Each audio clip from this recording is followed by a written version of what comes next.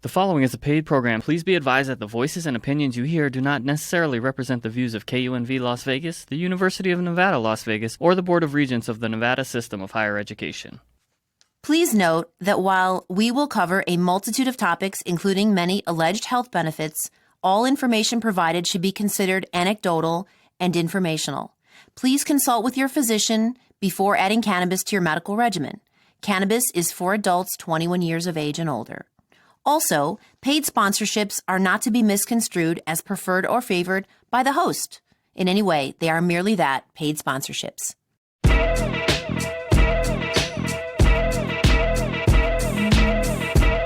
Good Saturday morning, Las Vegas and beyond. It's Gia. We're back for another episode of Get Elevated. With me in the studio, we have Ramsey Daddis, our show producer, and we have Ray Fletcher, our show engineer. Hello. Hello, Ray. And we have our special guest, Collette Patricia, on the line. Hi, Collette. Hi. Hi. Hi. So we'll talk about Collette in a second. I want to just recap and say thank you for everyone who's joining the show again. Thank you so much for being here. We love that you're coming back. Hopefully you had a nice little cup of Joe. You're swirling it around. I want to talk about the show vision. Always want to restate global awareness, education, and access of cannabis. Because if we do that, Ramsey, everybody's going to win. I completely agree. We just got to try it. We just got to try it. So one person at a time, one show at a time. The intention for this show is to give you truth and clarity around a very cool topic. And the topic is called Balancing Cannabis, which is really about cannabis for meditation and spiritual growth. Nice. Yeah, we're taking a turn. So just to recap, the first couple shows were a bit clinical. We talked a little bit about the history of the plant, the cannabinoids, the terpenes, all that. And we talked about with Kyle, the extraction and all that. So we got kind of deep in that and wide, which is awesome. But now Colette's going to lighten it up a little bit and talk about, how to really achieve some higher states of consciousness with this beautiful plant. And I'll say this in advance. If this topic is not interesting and you think, I don't want to meditate with cannabis, please still listen because you're going to learn a lot of cool things along the way, just about how to keep your body still. And we're all, it's a new year. We want to be healthy. We want to be balanced. So who better in balancing cannabis than Collette Patricia, who I love, Collette, that you have two first names. Oh, thanks. Patricia's technically my middle name, but I just prefer to go by it as my first name. I wondered about that. Okay, so this show, before I get to it, can I give a little shout out to this movie Soul? Oh, was it good? OMG. Ray, have you and your children seen Soul? Of course we have. Of course. Colette and I talked about this. Oh my gosh. I have watched it 4 times in 24 hours. It's a good movie. Yeah. So good. I was planning on watching it too, so I just haven't seen it yet. You will love it. I assume no matter, it's just the most, it's funny and it's adorable and it's like, I cried a little bit. I'm not going to lie. Most awesome movie. It's in my top 5 of all time. It's in my top 5. Yeah. It's amazing. Yeah. Really? Honestly, I can't wait to see it. They know what they're doing, for sure. I wish I was at the writer's table. Seriously, that's one of those movies where you're like, they really get it. First homework item is to watch Soul. I'm on it. Yeah. I'm on it. Okay. All right. So this show is a little bit about the general category of plant medicine. And so I'm a big fan of plant medicine and cannabis, of course, being, I think, one of the big pillars within that. You have ayahuasca, you have psilocybin, you have combo, which is not a plant, but it's an ancestral medication or medicine that's used for healing. San Pedro. Families. Yeah. Right. You got more in the toad family. Right. So within that category, cannabis is considered one of them. Well, I think you've said this before on the show. It's the God plant. It's the God plant. It really is. Yeah. And a preface by saying, if you're not religious, we're not trying to make you, but that is what it's been called in sacred text, a God plant. So Collette is going to help us understand really why and what that means for us. We're going to talk about how to use it in our daily lives to enhance stillness, meditation, and beyond. If you want to, in fact, I've attended some of Colette's meditations. We're going to talk about that because they were pretty transformative if you allow yourself to go there. So that's the key. Let's see. We're going to talk about exploring deeper levels of our own psyche and like what happens when you get in those uncomfortable spaces, which I think you know how I feel. I've had them. I didn't have a Collette to guide me gently out of them, but I've learned from them. And now if they happen again, I can lean in and learn from that. So cannabis as a sacred plant, how cannabis can enhance meditation, the art of holding space, which I think Collette Collette is phenomenal in my knowing of her. And then when things get uncomfortable, and then traveling to other dimensions, like how can cannabis mimic ayahuasca, MDMA, psilocybin? It is thought that it can. So Collette will kind of guide us gently as to how that might happen. I must say, I'm really excited to learn about this stuff because unlike the previous shows, I have a lot of knowledge about cannabis. However, when it comes to this side of cannabis, There you go. I'm very unaware. So what Ramsey's saying, he's a smarty, but he's about to learn something new, which is cool. I love teaching the ones that know everything. Those are my favorite ones. Yay! Okay, so I always talk about who better. So I was scrolling on Instagram, and this beautiful curly-haired woman popped up, and she was just full of smiles, and I was like, she's fired up about something. And I I stopped it. I don't even know how we became following each other. I have no clue what's going on my Instagram. I'm not good at that. So she was talking, and her curls were just flapping and her smile was so big. And she was talking about being uncomfortable with cannabis and how you can lean into these experiences and they can elicit a lot of wisdom and knowledge about yourself. And I was like, I've never heard anybody else share that feeling that those dark moments can be very, cool when you lean in. So I was listening to you, Collette, and I was like, oh, yeah. Oh, I dig her. She's onto something. So I thought, who better than Collette Patricia to talk about this? I don't see this being done. So let's talk about Colette's background, and then I'm gonna read. I love to read the bios and kind of make my own little stuff up. Collette, you're good with that. That's okay. You know what I'm saying? I'm good with it. So Colette's platform is called Balancing Cannabis, which is the title of this episode, which makes sense. And the purpose of that was to create more conversations around the benefits of cannabis for emotional wellness and spirituality. I love that. You had me at spirituality. She's a cannabis enthusiast and advocate for mental health. Collette was raised in a conservative home, as was I. We share that. Love you, Mom. Yep. She became frustrated and disenchanted with organized religion and went on a journey to find truth. She has studied countless ways to approach the divine from different religions, spiritual teachings, meditation, yoga, and her search for God has also been within herself. Sounds like you've been on a journey for self, and this plant has been part of that. 100%. Okay. So she's committed to challenging the stigmas, yes, both around cannabis and spirituality, and desires to empower and inspire those she encounters to go on the fruitful journey inward. I really love that. Collette, tell us a little bit about your journey to cannabis, aside from just some of the things and please don't let me be the only person who's got a hilariously funny story. I hope you have. Well, my journey to cannabis started when I was a teenager. I've been smoking weed since I was 17. And so for the first 15 years of my cannabis consumption, it was just completely unconscious. And I'm purchasing it in very sketchy ways.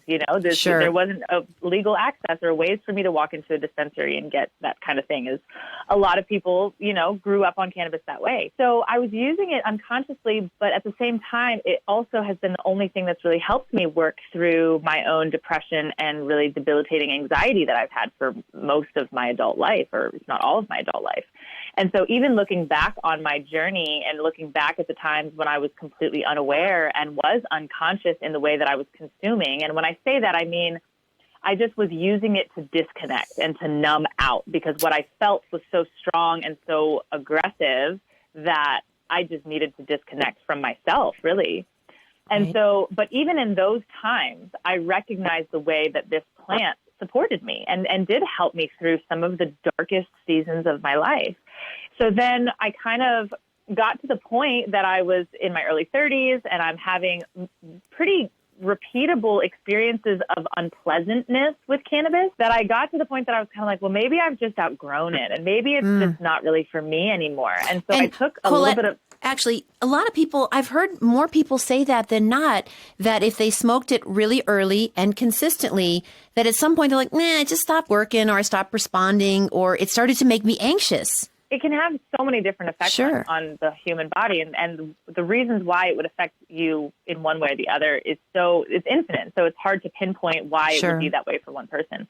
But for me, I just kind of got to the point that I was like, maybe it's just not serving me anymore. And so I stopped. I took a pretty long, I think it was like a year and a half that I just stopped consuming it. And then I would dabble in it here and there. Somebody would have a little and I'd have a puff and it would be like fine, but it wasn't really anything crazy. And so by this point, during this same hiatus, I had started meditating and I had started practicing yoga and studying yoga and really pursuing a lot of knowledge about spirituality that was outside of what I had been taught as a child within like a Christian kind of context. Through all of that, I started developing a spiritual practice, I say that kind of loosely because it didn't feel very spiritual. To me, learning how to meditate felt like torture, like sitting me down and being still and holding no distractions and no stimulation to the senses. It was agony. I was not feeling like a spiritual anything going on during those first couple years of my meditation kind of journey. And so then one day I'd gone through a bad breakup. My life was kind of a mess. I found myself in this space where I was like, something's not working. And I just was feeling like I just kept hitting a wall after wall after wall. And it didn't matter what I did. I couldn't seem to unravel myself from the depression. I couldn't seem to get a grip on the anxiety. I was not feeling close to God at all. And I just was kind of wandering and I was lost and I was hurting. And so one day I was like, well, I guess I'm just going to try to meditate with cannabis. Fine. And I had been a purist in the sense of my meditation practice was very much like no mixing of cannabis and meditation. And that's what they teach. You don't do these things, whatever. Sure. And I hadn't mixed the two. And so one day I just decided to give it a try. And I had one of the most profound experiences of my life. I kind of came up from that experience and thought, wow, that was powerful. So a couple days later, I tried it again, smoked some weed, set up a little environment in my house, created the music that I wanted. And I did some meditation techniques that I've learned through studying all these different forms of meditation. And again, it was another incredibly powerful, overwhelmingly beautiful spiritual experience. And I feel like those two experiences definitely sort of snapped me back into an awareness of myself that has led me down this path that has kind of led me to here. And that's ultimately why I created Balancing Cannabis, although I didn't really know it at the time because I was definitely too afraid to share what I had learned. So my relationship to cannabis is much more harmonious now, I would say. Whereas before I was I felt a bit like I was just kind of at the mercy of the plant because I didn't understand the plant at the time. And so now that I understand what it's actually doing to the mind and to the body and to the spirit, I can understand on a much deeper level that even if I have a little bit of discomfort on cannabis now, I'm able to navigate what the cannabis is helping me see in myself. And I think that's what makes it such an intelligent plant, and maybe it's not for everybody. And it's an art to appreciate this plant. And I think the word I wrote down when you were talking is discernment, especially with our youth. Like the thing is masking feelings. It's so often misused to just like get stoned and just mask everything that's going on. And I think there's probably a time and a place for that too, depending on. Definitely, yeah. And then just the discernment of 2020. Sometimes we need to have a little of that. Right. Like I'm out.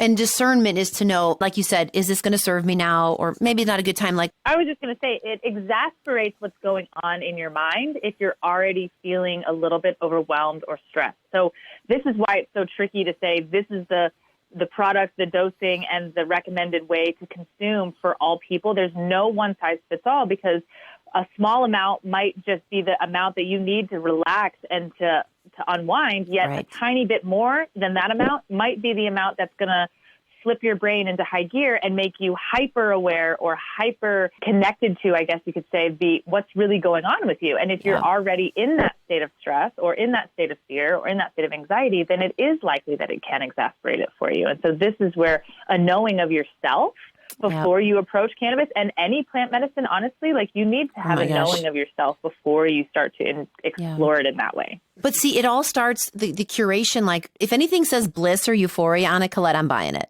I don't care what it is. Bliss, yep. Euphoria, yep. So it does help to curate that experience. So I want to speak to Colette's meditations because I think that contributes to like who better, and I haven't experienced anything like this except with her. So Collette has a meditation every Monday. There were two meditations. One was, would you say, a regular meditation? And then the other was a chakra balancing meditation. I participated in the past 2 Mondays at 6 p.m. PST, which is perfect time for me. First of all, when I open up the screen, like she's sitting with these lights, like she's in the universe. Like I want that light because I know it's great. And there's even like dots going across her face. You feel like she's just floating. And the music was perfect. And you just had this big smile. And there were people joining from across the world. That's awesome. What I really love, because I've listened to a lot of meditations and, not new to the game, is the way that you invite people to check in with their body. I've never heard someone who leads a meditation ask questions.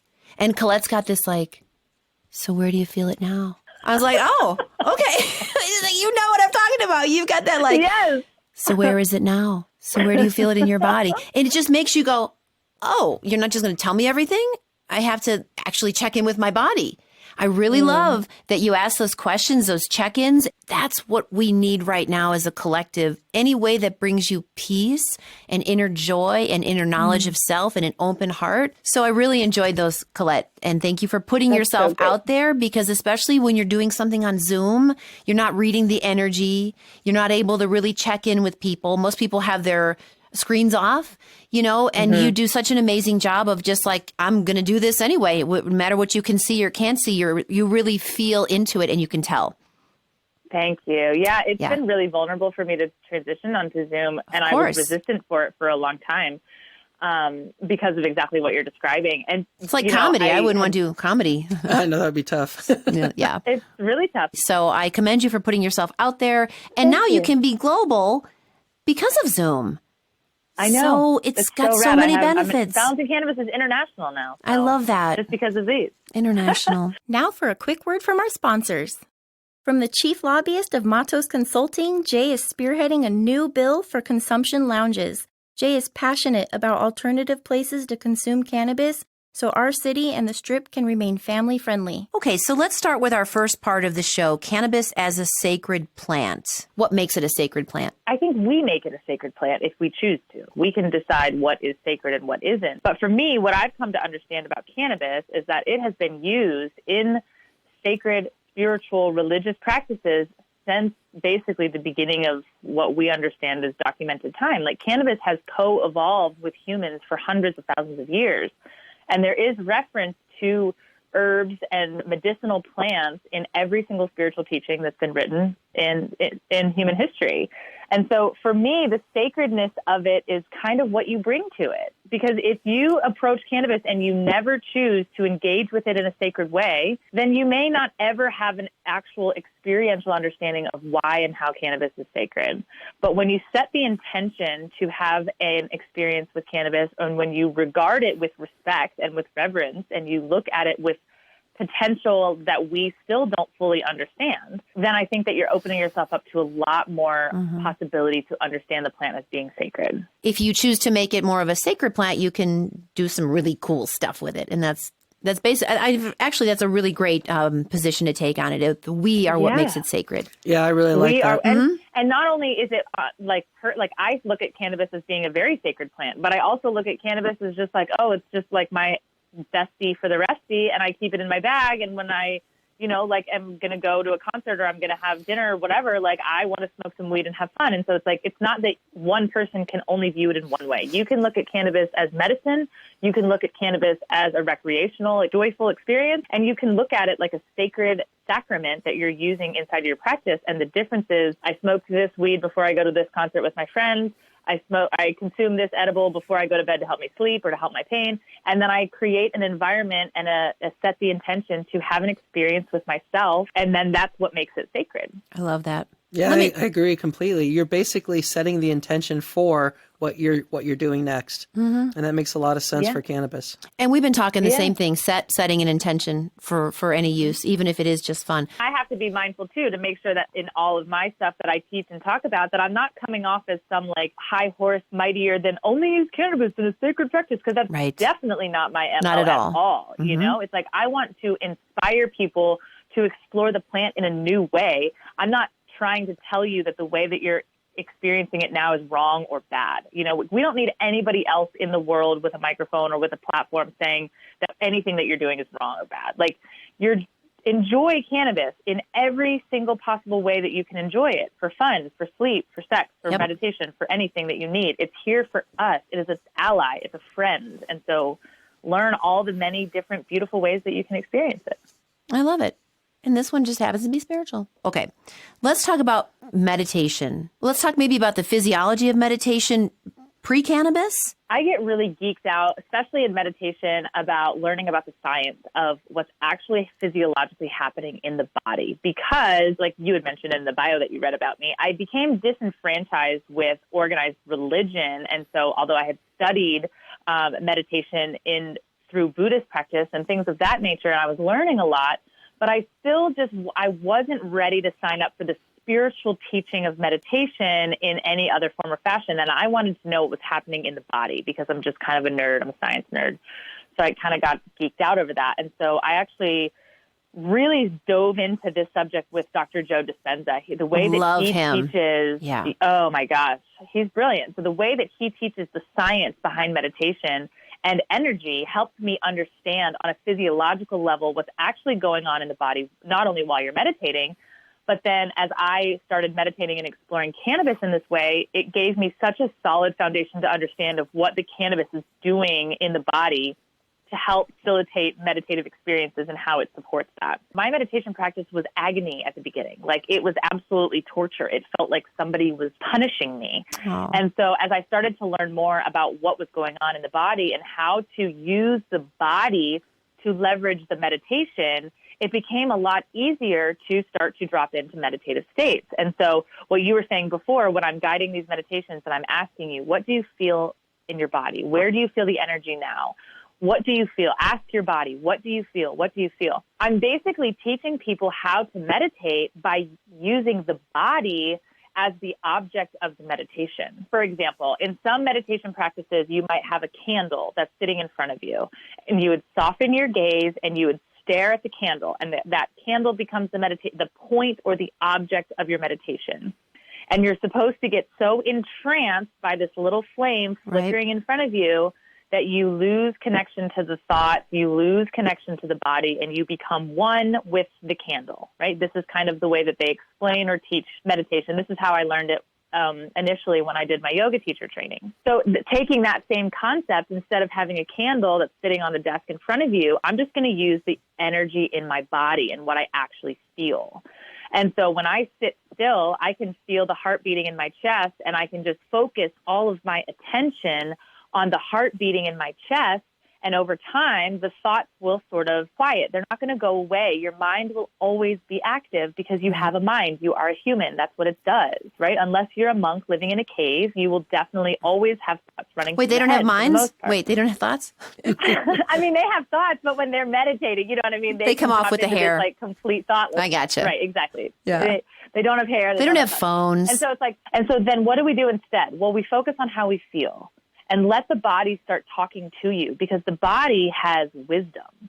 And what I learned through Dr. Joe's work and tons of other different things that I've read, Body Keeps the Score, which talks about trauma being stored in the nervous system, and like all these different avenues of stuff that I've read about the body, is that basically all of your memories and all of your thoughts and all of your subconscious thinking that we think only exists between our ears actually exists everywhere in the body, because we have nerve cells, we have neurons that live everywhere in the gut, throughout the whole body, in the chakras, in the energy systems, right? So using the body as your object of meditation is very beneficial. And so then with cannabis, it's helpful because the cannabis illuminates that energy in the body, and it makes it very easy to pay attention to. So you start practicing with cannabis a couple of times, all of a sudden, wow, I didn't even know I had energy in my body, and now I can feel it and I can connect to it. So then the next time you go to sit down to meditate, Collette, you do no, that's okay. You do such a nice job guiding through all the little areas of the body where something might be stuck. And okay, I feel that. And it was really a lovely experience to take a little journey into self, you know, and use the cannabis as like the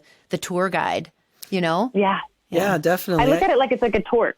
Yeah. It's like a torch, and it's lighting the way through the dark places in the body, and it reveals to you what needs your attention. And sometimes your body is asking for you to pay attention to it. It is begging for rest. It is begging for a release. It is begging for you to just slow down for a minute.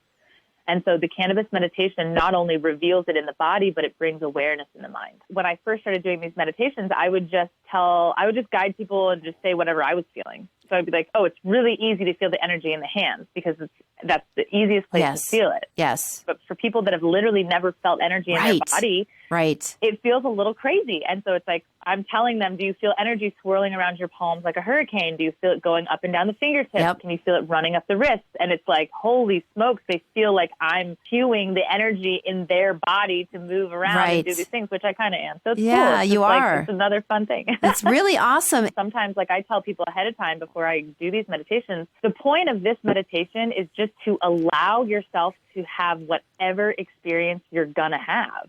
without judging it, without trying to stop it or stifle it, and just letting it come through. So some people drop in really deeply into just a complete blissed out relaxation. Some people have a huge emotional purge where they're weeping on the ground. Some people are having, crazy different realms of reality, different divine encounters. And it's like all of those experiences are so good and they're so right. And so our work, if you will, and I'm using air quotes here, but you can't see me, the work is to just allow your body to have the experience it's going to have and not allow the mind to judge it as pleasant or unpleasant, desirable, undesirable. I want this. I don't want this. Gia will be right back after a quick word from our sponsors. Can, the world's first microdose THC beverage, is now available in dispensaries all over Nevada. Out of all drinks in 2019, cannabis or not, BevNet recognized Can as the best new beverage. It's only 30 to 35 calories per serving and comes in 3 delicious and award-winning flavors: lemon lavender, blood orange cardamom, and grapefruit rosemary. More information and where to buy your 6-pack of Can is available at our website, drinkcan.com. That's with 2 N's, drinkcan.com. Walk us through the process of doing a meditation with cannabis. So basically, give us the summary of what occurs on your Monday night sessions. I encourage people to come with a clean system. So don't come with cannabis in your system. Wait, let me clarify that, Collette, because cannabis lasts a long time. You mean don't smoke just before, to be clear. Right. Don't come in an altered Don't come state of high. consciousness. Yeah, Let's be simple. Don't come high. We'll smoke when we get there. Don't worry. It's coming. And the reason I do that is because I make a point to tap into what you feel before you consume cannabis. Yes. And then we consume with intention. And then I make a point to guide you through the onset. And so can you pinpoint the exact moment that your body, your container, goes from having no cannabis in the system to now you feel it in the body? And so there's a reason that I tell people to come without, not because of any other one, except for I want you to be able to have this visceral feeling in the body of, this is me before, this is me consuming, this is me after. And so basically what happens is we come together. I have a little spiel that I give to help give context, because without context, the mind is going to try to create context based on past experience. Sure. And so I want to give enough information so they have just enough context to let the mind off the hook so that they can just kind of allow the experience to unfold. And then we do a really simple kind of grounding meditation while you're sitting upright, and I'll just connect you to your body, connect you to your breath, get the mind kind of centered. What do you feel? Where do you feel it? Do you feel anything right now? I offer a blessing over the medicine, and I invite people to either bless it themselves or to receive the blessing that I offer, or to ignore I like what you part. said. You can just say what she said. Because again, some people don't want to put the words together, so you can just say over your cannabis, what she said. I love that. What she said. What she said. So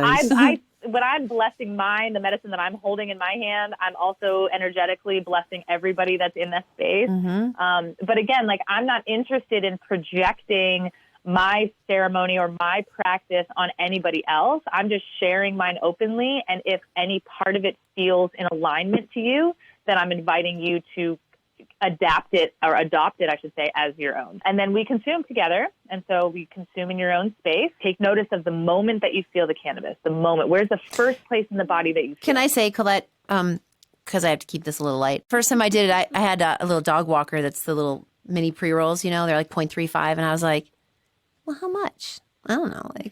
I did a couple of puffs. I was like, oh, let's keep going.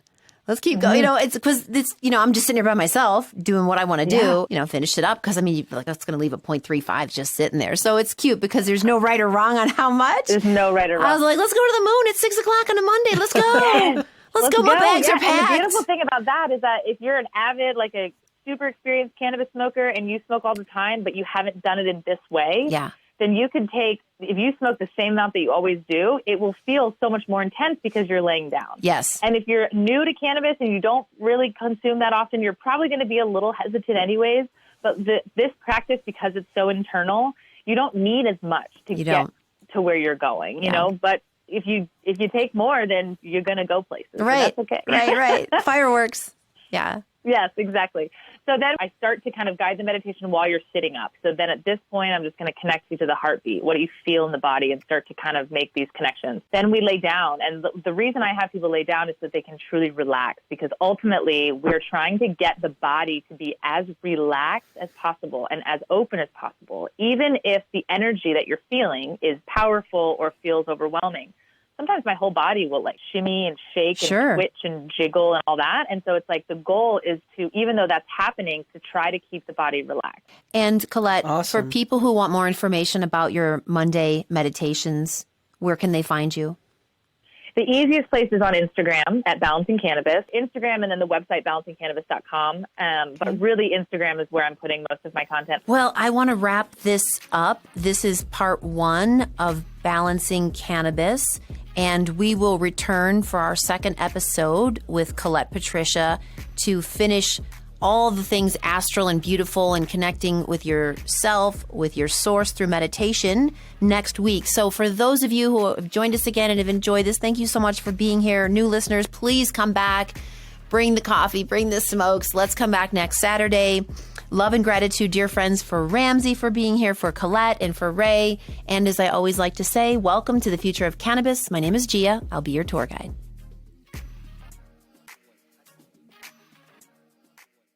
You have been listening to a paid program. Please be advised that the voices and opinions you heard do not necessarily represent the views of KUNV Las Vegas, the University of Nevada, Las Vegas, or the Board of Regents of the Nevada System of Higher Education.